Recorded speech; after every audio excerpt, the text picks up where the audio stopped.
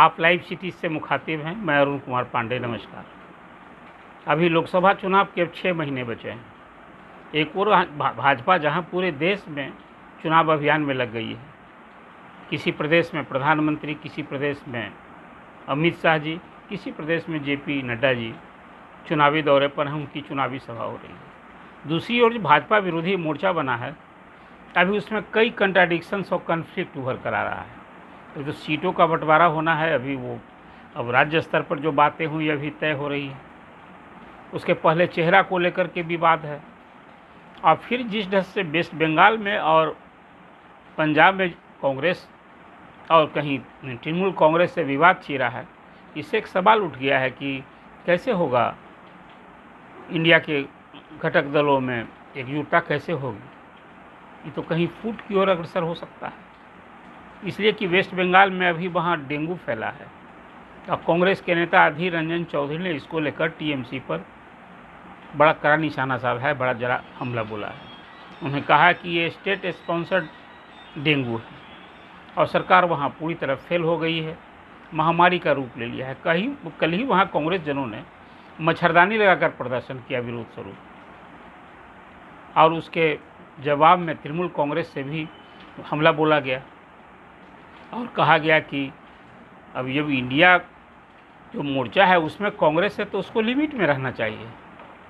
इस ढंग की बात करने का क्या मतलब है। तृणमूल कांग्रेस को अधीर रंजन चौधरी का बयान बहुत नागवार लगा है, और स्वाभाविक रूप से इससे कहीं न कहीं इंडिया घटक दल पर एकजुटता पर सवाल उठता है। उसी तरह से पंजाब में, अब पंजाब में वहाँ के कांग्रेस नेता बाजवा ने कहा कि आपके कई विधायक, 2 दर्जन विधायक कांग्रेस के टच में हैं, और लोकसभा के चुनाव में किसी हालत में हम लोग आपसे समझौता नहीं करेंगे, सभी 13 सीट पर लड़ेंगे।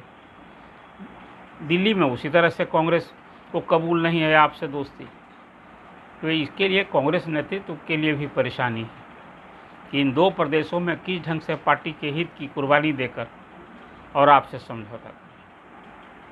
अभी तो आने वाला दिन में तय होगा कि कांग्रेस अंततः क्या तय करती है। हालांकि कांग्रेस की ओर से राहुल गांधी तो हमेशा कहते रहे हैं कि हम कुर्बानी देकर भी भाजपा विरोधी दलों से एकजुट करेंगे और सभी सीट पर हम भाजपा को मुंहतोड़ जवाब देंगे और चुनाव में उसको हराएंगे। लेकिन जिस तरह से कंट्राडिक्शन, कन्फ्लिक्ट उभर रहा है, इससे स्वाभाविक रूप से इंडिया के घटक दलों में एकजुटता पर सवाल है। अभी इसको फूट पड़ना तो मैं नहीं मानता हूँ कि फूट पड़ गई है, लेकिन जब ये बातें नहीं रुकेंगी तो अंततः इसका नतीजा क्या होगा। आपने देखा कि तमिलनाडु में वहाँ के चीफ मिनिस्टर के बेटे ने जिस ढंग से सनातन धर्म को लेकर बात की, सनातन धर्म को समाप्त करने की बात की, उससे भी कांग्रेस सहित घटक दल, सारे इंडिया के घटक दल असहज हो गए, किसी ने इंडोर्स नहीं किया। बिहार में ही आप देखें, बिहार में एक और जहाँ नीतीश कुमार ने एक अच्छी पहल की थी, भाजपा विरोधी दलों को एकजुट करने का प्रयास पटना से शुरू किया, और इसमें यहाँ सभी नेता लोग आए यहाँ। लेकिन इसके बाद धीरे धीरे जब वो गति आगे बढ़ी तो मुंबई जाते जाते एक लगता है कि एक और जहाँ लालू प्रसाद राहुल गांधी की बैटिंग कर रहे हैं शुरू से, वहाँ जदयू में एक स्वर हो रहा है कि नीतीश कुमार को प्रधानमंत्री के योग्य उम्मीदवार हैं। और यहाँ तक कि बिहार विधानसभा के स्पीकर ने तो कह दिया कि उनको इंडिया की अगली बैठक में चेहरा तय किया जाएगा। उसके पहले जदयू के अध्यक्ष ललन सिंह ने नीतीश कुमार के लिए बैटिंग। तो इसको जो कहीं ना कहीं इसको मैं मानता हूँ।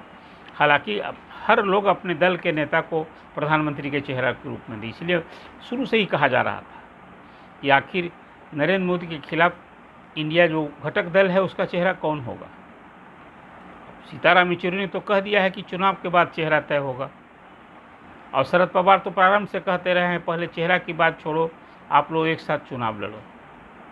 लेकिन मुझे लगता है कि चाहे वो चेहरा का सवाल हो या सीट बंटवारे को सवाल हो, एक सचमुच टेढ़ी खीर लगती है।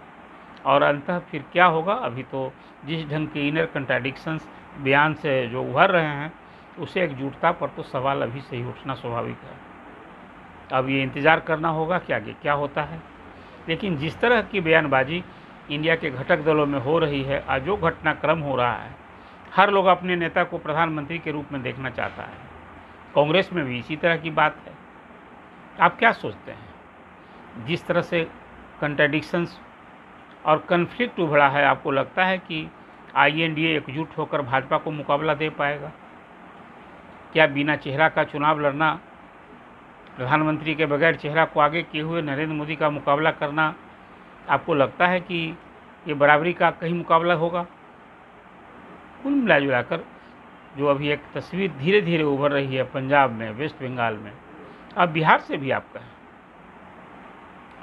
अभी नीतीश जी जो भाजपा विरोधी दलों को एकजुट करने चले हैं, उनके कई ऐसे कदम हो गए जिससे भी मामला कुछ ही ढंग से लगता है कि क्या कन्फ्लिक्ट है। हालांकि स्पष्ट रूप से नीतीश कुमार ने कहा है कि वो न तो एनडीए के साथ जाएंगे और भाजपा विरोधी दलों को एकजुट करने में लगे हैं, न वो प्रधानमंत्री के दावेदार हैं, न वो इसकी इच्छा रखते हैं।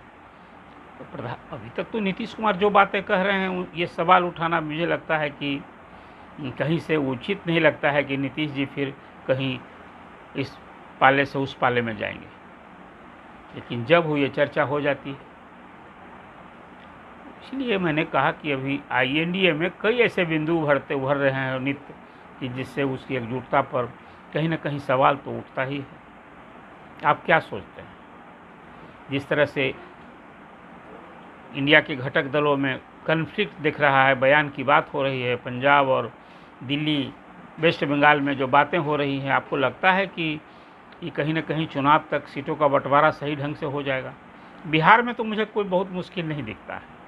जिस ढंग से पिछले बार अगस्त में नीतीश कुमार ने बीजेपी को सत्ता से बाहर करके दोस्ती की और यहाँ समझौता हो जाएगा, यहाँ तो ड्राइविंग सीट पर होगी राजद और कांग्रेस होंगे, बीजेपी को जो सीट लालू प्रसाद जी तय करेंगे वो होगा। बिहार में तो बिहार मंत्रिमंडल में 2 सीट के लिए कांग्रेस जद्दोजहद कर रही है। ये भी कहीं ना कहीं एक कन्फ्लिक्ट ही दिखता है। इसलिए कुछ ऐसे मुद्दे हैं जो छोटे दिखते हैं, इससे बड़ा मुद्दा है इंडिया के घटक दलों की एकजुटता और फिर सभी सूट पर मिलजुल कर सीधा मुकाबला देना। तो फिर मैं आपसे कहता हूं कि जो कुछ घटनाक्रम अभी आप देख रहे हैं, इसमें आपकी क्या राय है? आप अपना कमेंट दीजिए और लाइव सिटीज़ को देखते रहिए।